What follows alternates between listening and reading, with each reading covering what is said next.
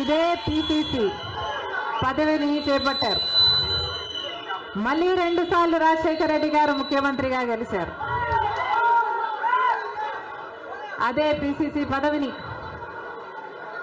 అంతటి బాధ్యతని రాజశేఖర రెడ్డి బిడ్డను నమ్మి వైఎస్ షర్మిలకు కాంగ్రెస్ పార్టీ, సోనియా గాంధీ గారు, రాహుల్ గాంధీ గారు, ఖార్గే గారు, కాంగ్రెస్ పార్టీ పెద్దలందరూ నన్ను నమ్మి ఈ బాధ్యతనివ్వడం రాజశేఖర రెడ్డి బిడ్డకు గర్వకారణం. మరొక్కసారి చేతులు జోడించి ఇంత బాధ్యతను, ఇంత నమ్మకాన్ని నా మీద ఉంచినందుకు మరొక్కసారి కృతజ్ఞతలు చెప్పుకుంటుంది రాజశేఖర రెడ్డి బిడ్డ. ఆంధ్ర రాష్ట్రానికి చెందిన ఇంతమంది నాయకులు, ఆంధ్ర రాష్ట్రానికి చెందిన ఇంతమంది కాంగ్రెస్ నాయకులు, కాంగ్రెస్ నమ్మకస్తులు,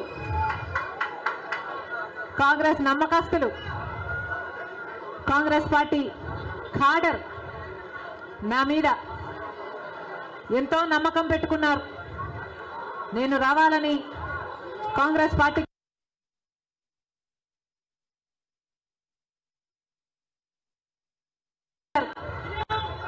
వాళ్ళందరికీ మరొకసారి రాజశేఖర రెడ్డి బిడ్డ శిరస్సు వంచి చేతులు జోడించి మనస్ఫూర్తిగా నమస్కరించుకుంటోంది.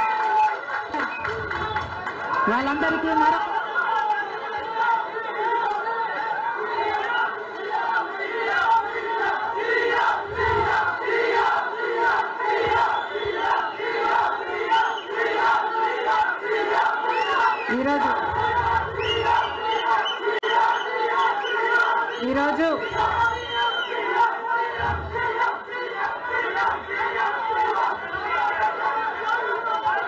ఈరోజు ఒక్కసారి మీకు తెలియని విషయం కాదు, మీడియాకు తెలియని విషయం కాదు, ప్రజలకు తెలియని విషయం కాదు. కానీ గత 5 సంవత్సరాలుగా ఆంధ్ర రాష్ట్రంలో యువజన శ్రామిక రైతు కాంగ్రెస్ పార్టీ అధికారంలో ఉంది. అంతకుముందు 5 సంవత్సరాలు తెలుగుదేశం పార్టీ అధికారంలో ఉంది. ఈ 10 సంవత్సరాలుగా రాష్ట్రంలో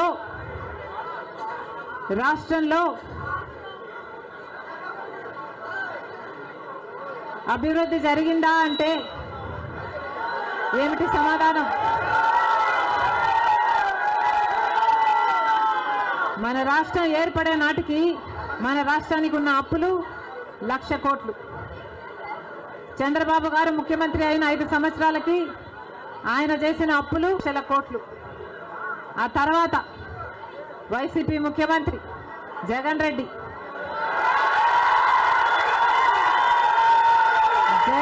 గారు చేసిన అప్పులు 3,00,000 కోట్లకు పైన. మొత్తంగా ఈరోజు అప్పులు 6.5 లక్షల కోట్లు. రాష్ట్రానికి చెందిన అప్పులు, కార్పొరేషన్లకు చెందిన లోన్లు చెల్లించాల్సినవన్నీ కలుపుకుంటే 10 లక్షల కోట్ల అప్పుల భారం ఆంధ్ర రాష్ట్రం మీద ఉంది. మరి ఇంత అప్పులు చేశారే, ఇన్ని డబ్బులు తెచ్చారే, మరి రాష్ట్రంలో ఏదైనా అభివృద్ధి జరిగిందా అని భూతద్దం పెట్టి చూసినా ఎక్కడా కనిపించదు. రాజధాని ఉందా? రాజధాని కట్టగలిగారా? రాజధాని కట్టడానికి డబ్బులు లేవు. కనీసం ఒక మెట్రో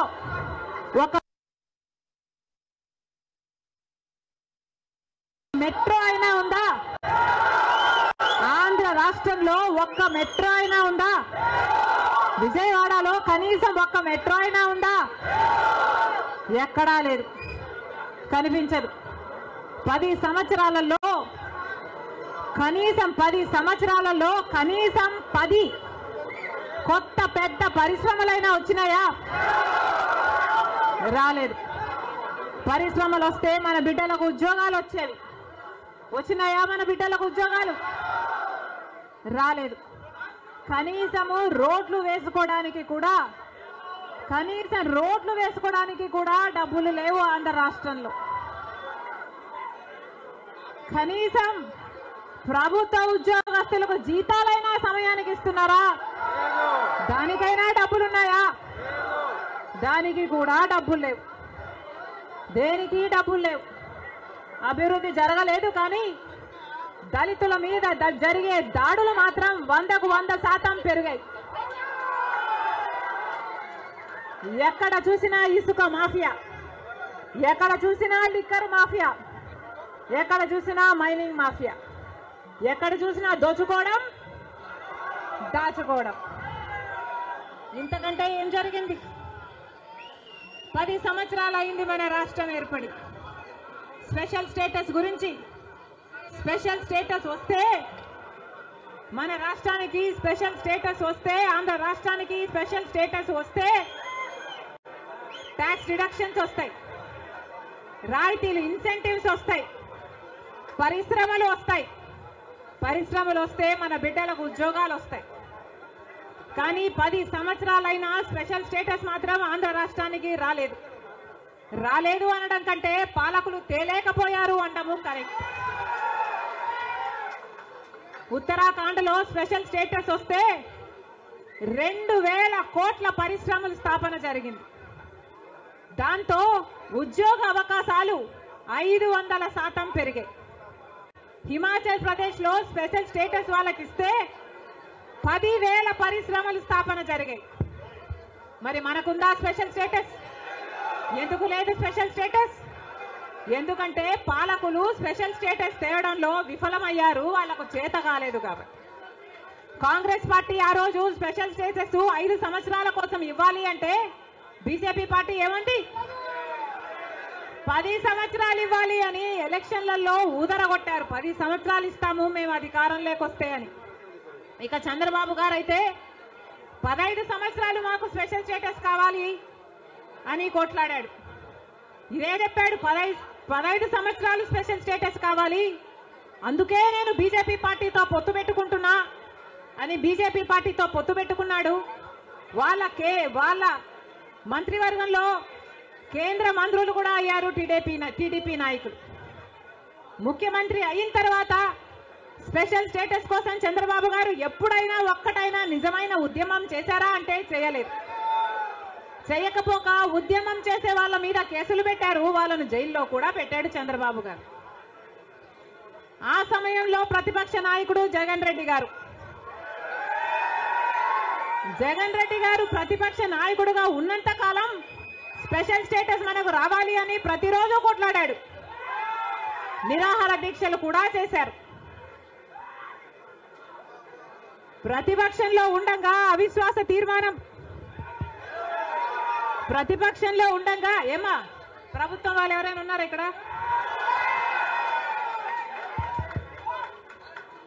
ప్రతిపక్షంలో ఉండగా జగన్ రెడ్డి గారు చెప్పిన మాట, మేము అవిశ్వాస తీర్మానం ప్రవేశపెడతాము, తెలుగుదేశం పార్టీ ఎంపీలు అందరూ కూడా మద్దతు ఇవ్వండి, మూకుమ్మడి రాజీనామాలు చేస్తే స్పెషల్ స్టేటస్ ఎందుకు రాదో చూస్తారన్నాడు జగన్ రెడ్డి.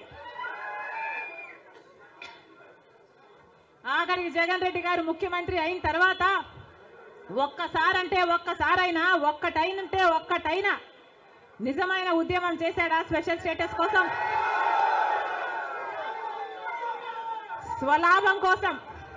స్వలాభం కోసం రాష్ట్ర ప్రయోజనాలను తాకట్టు పెట్టింది వైసీపీ.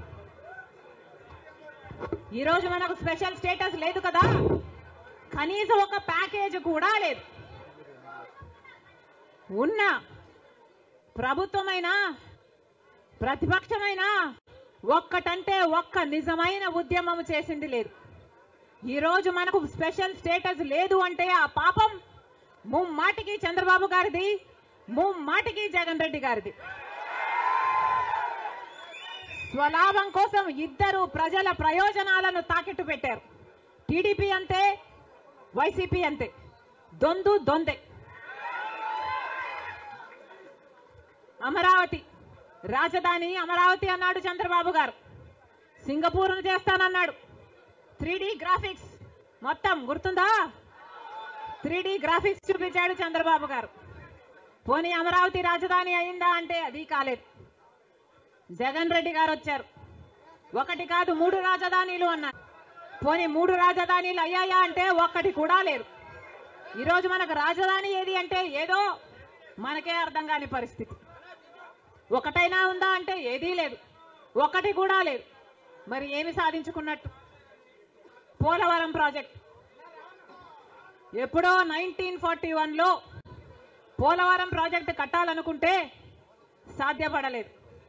ఆఖరికి రాజశేఖర రెడ్డి గారు ముఖ్యమంత్రి అయిన 2004లో రాజశేఖర రెడ్డి గారు జలయజ్ఞంలో భాగంగా పోలవరం ప్రాజెక్టును స్థాపించడం జరిగింది. రాజశేఖర రెడ్డి గారు ముఖ్యమంత్రిగా ఉండగా పోలవరం ప్రాజెక్టు చెందిన కుడి ఎడమ కాలువల పనులు కూడా చాలా శాతం చేశారు రాజశేఖర రెడ్డి గారు. మన దురదృష్టం రాజశేఖర రెడ్డి గారు వెళ్ళిపోయారు. ఆయన చనిపోయాక మళ్ళా పోలవరం ఒక్క అడుగు కూడా ముందుకు పడలేదు. చంద్రబాబు గారు పోలవరాన్ని తాకట్టు పెట్టారు బీజేపీ దోస్తీ కోసము. ఇటు జగన్ రెడ్డి గారు బీజేపీతో దోస్తీ కోసం పోలవరాన్ని తాకట్టు పెట్టారు. అంతేకాదు బీజేపీ అధికారంలో 10 సంవత్సరానికి 2 కోట్ల ఉద్యోగాలు ఇస్తామంది బీజేపీ పార్టీ. 10 సంవత్సరాలలో ఎన్ని కోట్లు వచ్చుండాలి? 20 కోట్ల ఉద్యోగాలు వచ్చుండాలి మన దేశంలో. ఆంధ్ర రాష్ట్రానికి కనీసం 1 కోటి ఉద్యోగాలైనా ఇచ్చిందా బీజేపీ పార్టీ? పోనీ 10 లక్షల ఉద్యోగాలైనా ఇచ్చిందా బీజేపీ పార్టీ? కనీసం 1 లక్ష ఉద్యోగాలైనా వచ్చినాయా? లేదు. ఆంధ్ర రాష్ట్రంలో 1 లక్ష అంటే 1 లక్ష ఉద్యోగాలు కూడా ఇవ్వలేదు బీజేపీ పార్టీ. ఉన్నవి కూడా ఊడాయి. బీజేపీ పార్టీ ఆ రోజు చెప్పిన మాట, రైతులకి ఆదాయము డబుల్ చేస్తామన్నారు. రైతుల ఆదాయం డబుల్ చేయడం ఏమో కానీ రైతులకున్న ఖర్చులు 10 ఇంతలు పెరిగాయి. ఈరోజు అప్పు లేని రైతు ఉన్నాడా? అప్పు లేని రైతు ఎవరైనా ఉన్నారా అని ఎవరిని అడిగినా లేదమ్మా అప్పుల పాలైపోయాం. రైతు అన్నవాడు ఆత్మహత్యలు చేసుకున్నా కానీ ఎవ్వడు పట్టించుకునేవాడు లేడు. మరి ఎందుకున్నట్టు బీజేపీ పార్టీ అధికారంలో ఏం చెప్పారు? స్విస్ బ్యాంకులలో విదేశాలలో ఉన్న బ్లాక్ మనీ మొత్తము తీసుకొస్తాము, అన్ని పేదల చేతుల్లో పెడతాము అని చెప్పింది బీజేపీ పార్టీ. పెట్టారా? పేదల చేతుల్లో 1 రూపాయినా పెట్టిందా బీజేపీ పార్టీ? మరి ఎందుకు నమ్మాలి బీజేపీ పార్టీని? టీడీపీ పార్టీకైనా జగన్మోహన్ రెడ్డికైనా ఎందుకు చెయ్యాలి బీజేపీ పార్టీతో దోస్తి? ఎందుకు వాళ్ళ ఎమ్మెల్యేలు ఎంపీలు రాజ్యసభ ఎంపీలతో సహా బీజేపీ పార్టీ తొత్తుల్లాగా ఎందుకు మారారు? టీడీపీ పార్టీ అయినా వైసీపీ పార్టీ అయినా ఇద్దరు కలుపుకుంటే వాళ్ళకు చెందిన ఎంపీలు లోక్సభ ఎంపీలు 25 మంది, ఆంధ్ర రాష్ట్రానికి చెందిన ఎంపీలు 25 మంది, 22 మంది వైసీపీ అయితే 3 తెలుగుదేశం పార్టీ. కానీ మొత్తం 25 మంది ఎంపీలు బీజేపీ పార్టీ చేతుల్లో ఉన్నారు. బీజేపీ పార్టీ ఏం చెప్తే ఈ ఎంపీలు మొత్తం అందరూ గంగిరెద్దులాగా తలూపుతారు. రాజ్యసభకు చెందిన 6 ఎంపీలతో సహా మొత్తం 31 ఎంపీలు ప్రజలు బీజేపీ పార్టీకి ఓటు వేయకపోయినా, తెలుగుదేశం పార్టీకి ఓటు వేసినా, వైసీపీకి ఓటు వేసినా ఉన్నది మాత్రం బీజేపీ పార్టీలో. మరి ప్రజలు వైసీపీకి కానీ తెలుగుదేశం పార్టీకి కానీ ఎందుకు ఓటు వేయాలి? బీజేపీ పార్టీకే ఓటు వేయొచ్చు కదా. వైసీపీ కానీ తెలుగుదేశం పార్టీ కానీ ఎందుకు వాళ్ళ చెక్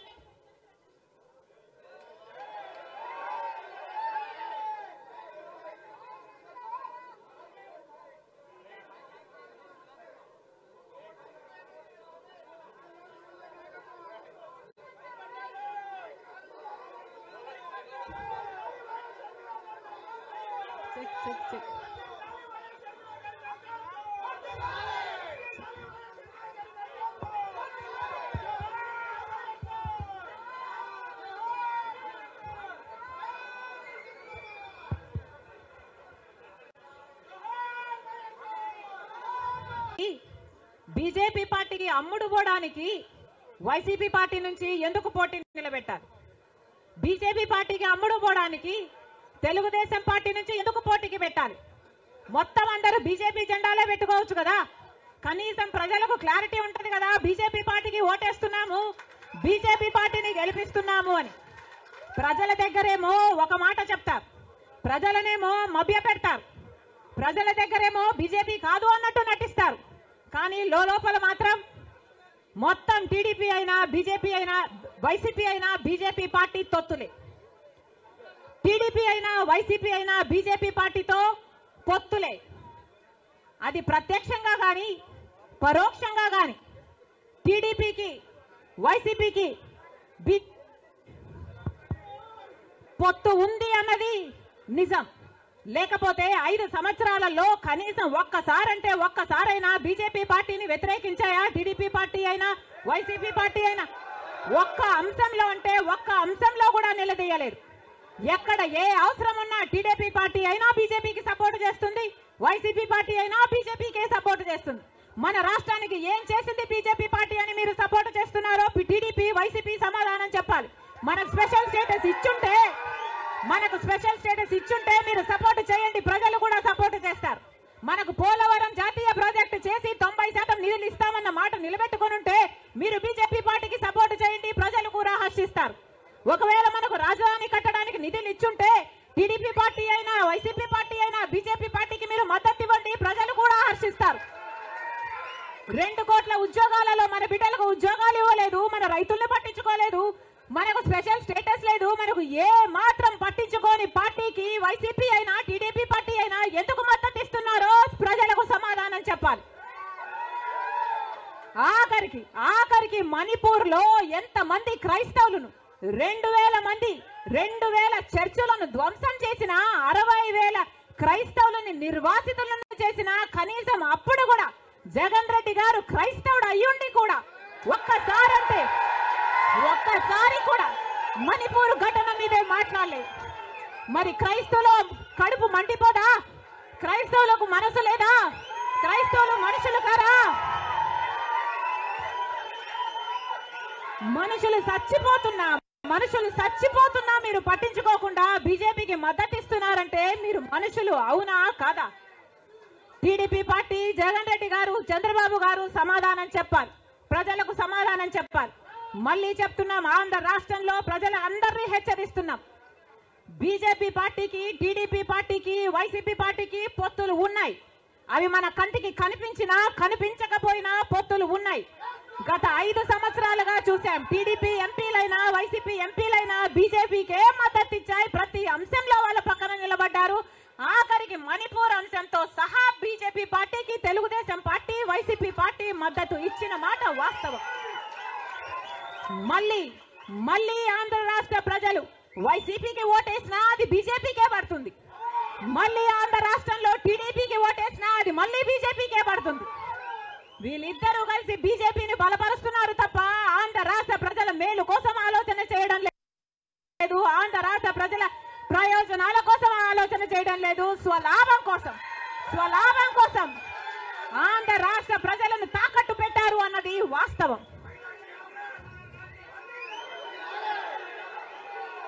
మళ్ళీ చెప్తున్నాం, రాజశేఖర్ రెడ్డి గారు బీజేపీ పార్టీకి వ్యతిరేకి. రాజశేఖర్ రెడ్డి గారు పార్టీ కాబట్టి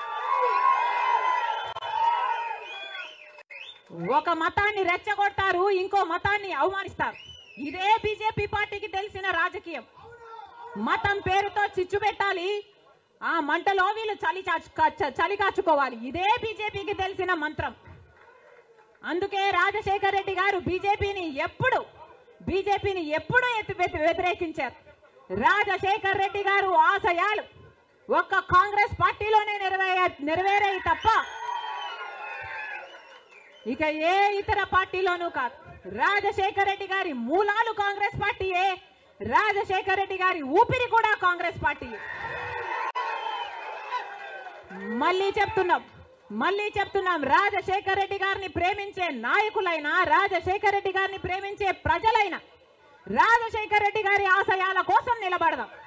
బీజేపీ పార్టీ కోసం కాదు, బీజేపీ పార్టీకి తొత్తుల్లాగా పనిచేసే పార్టీల కోసం కాదు. మళ్ళీ చెప్తున్నాం, రాజశేఖర్ రెడ్డి గారిని అభిమానించే నాయకులైనా ప్రజలైనా రండి, రాజశేఖర్ రెడ్డి బిడ్డతో చేతులు కలపండి. ఆంధ్ర రాష్ట్రంలో మళ్ళీ రాజశేఖర్ రెడ్డి గారి ఆశయాలను సిద్ధింపచేద్దాం. నేను రెడీ. మీరు రెడీయా?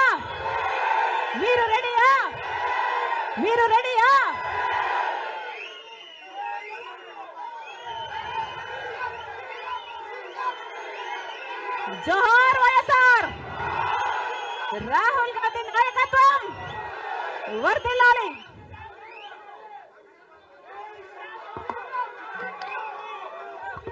Thank you. ఇంకా 2 నిమిషాలు. Thank you very much madam. Andhra Pradesh Congress committee తరఫున మీకు ధన్యవాదాలు తెలియజేసుకుంటూ, ఈ రోజు ప్రప్రథమంగా మన ఆళ్ల రామకృష్ణారెడ్డి గారు నీతి నిజాయితీకి మారు పేరు, రాజన్న అసలైన రాజకీయ వారసుడు ఆళ్ల రామకృష్ణారెడ్డి గారు మన ప్రదేశ్ కాంగ్రెస్ కమిటీ అధ్యక్షురాలు శ్రీమతి షర్మిలారెడ్డి గారి నాయకత్వంలో ఈరోజు కాంగ్రెస్ పార్టీలో జాయిన్ అవుతున్నారు. వారిని సాదరంగా కండువా కప్పి పార్టీలోకి స్వాగతించవలసిందిగా కోరుతున్నాను.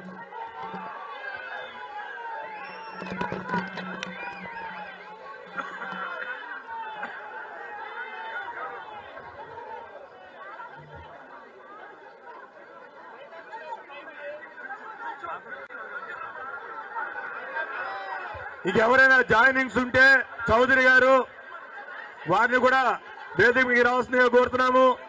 శెట్టి గంగాధర గారు జాయినింగ్స్, వారిని కూడా వేదిక మీద రావాల్సిందిగా కోరుతున్నాను.